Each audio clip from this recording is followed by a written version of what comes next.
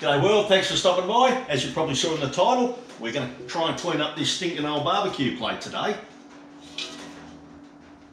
We went away camping recently and come time to cook a feed, I pulled this out of the back of the truck and the lovely one said she would not eat anything that was cooked on that. So luckily we had a fry pan and the old blaster didn't starve, but too good a barbecue to throw away. I've had it for about 40 years, so we're going to see if we can clean this up a bit. I think the first port of call for that barbecue plate's in here in the old dry blasting cabinet. So we'll open that up, turn her all on, kick the air in the guts, and we'll get it happening. Well, here it is, ready to be bashed up by Garnet. Let us know in the comments whether you'd eat prawns or chops or sausages off that, will you?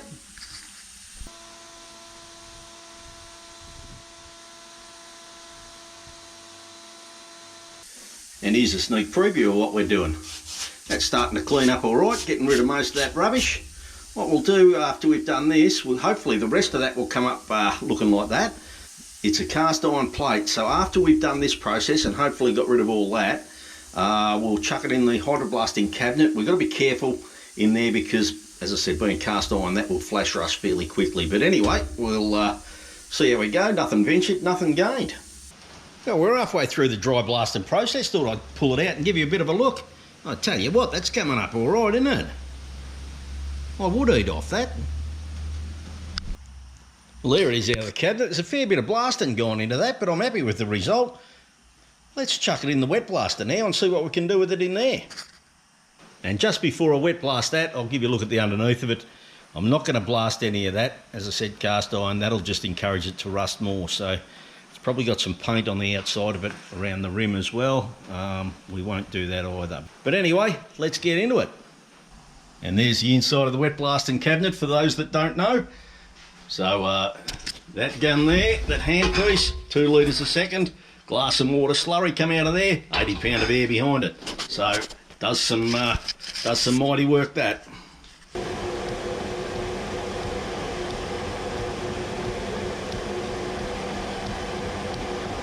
And there it is, the finished product out of the hydroblasting cabinet. That is looking awesome.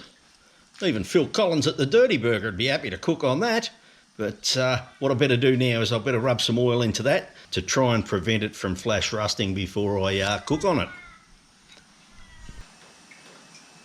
Well folks, that's how I super clean my old vintage barbecue plate. If you're thinking of jumping in your car and bringing one round to get me to do it, before you do, chuck in a fistful of 50s because there's a fair bit of work in doing one of these. Anyway guys, if you like what you've seen, you can drop a comment below and say good shit, or you can subscribe, that'd be a good idea.